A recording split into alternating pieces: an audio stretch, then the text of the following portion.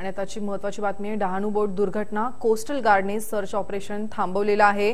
डहाणूमध्ये काल जी घटना घडली होती, जी बोट दुर्घटना, 35 पैकी 3 मुलींचा यात मृत्यू झालाय। यामध्ये जे सर्च ऑपरेशन करण्यात आलं होतं, कोस्ट गार्डने हे सर्च ऑपरेशन थांबवलंय। डहाणू बोट दुर्घटनेमध्ये जे कोस्ट गार्डने सर्च ऑपरेशन केलं होतं ते आता थांबवण्यात आलंय। 35 पैकी 3 मुलींचा मृत्यू यात झालाय।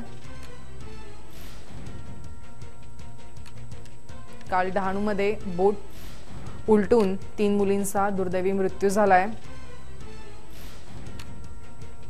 11वी 12वीतील सर्व विद्यार्थी सहलीसाठी इकडे आले होते। डहाणूमध्ये बोट उलटून ही दुर्घटना घडली।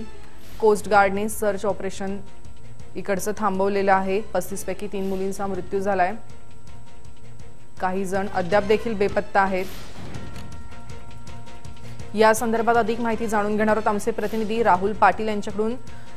राहुल, काल डहाणूमध्ये बोट उलटून दुर्घटना घडली आहे। कोस्ट गार्डने आता सर्च ऑपरेशन थांबवलंय, एकंदरीत काय अधिक माहिती आहे? बरोबर आहे शैलीजा, काल 11:30च्या सुमारास ही विद्यार्थ्यांना समुद्रात घेऊन गेलेली बोट डहाणूच्या समुद्र किनाऱ्यापासून अवघ्या 300 ते 400 मीटरवरती उलटली होती।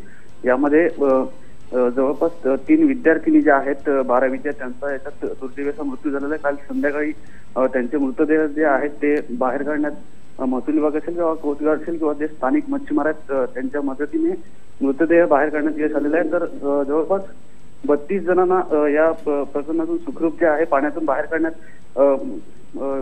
बचाव कार्यात यश आलेलं आहे। एकूणच 24 तासानंतर आता जे आहे ते सर्चिंग ऑपरेशन जे आहे ते थांबवण्यात आलेलं आहे। अजूनही कुठल्या प्रकारची जर मिसिंगची नोंद पोलीस स्टेशन किंवा मग महसूल विभागाकडे आली तर सर्चिंग ऑपरेशन जे आहे ते पुन्हा सुरू करण्यात येईल। मात्र तशी कुठलीही तक्रार जी आहे ती पोलीस स्टेशनला किंवा महसूल विभागाकडे आलेली नाही आणि त्याच्यामुळे 24 तासानंतर जे आहे ते येथील सर्चिंग ऑपरेशन जे आहे ते थांबवण्यात आलं आहे। धन्यवाद राहुल, तुम्ही दिलेल्या माहितीसाठी। आपण बघतोय डहाणू बोट दुर्घटना जी काल घडली होती, कोस्ट गार्डनं सर्च ऑपरेशन थांबवलंय।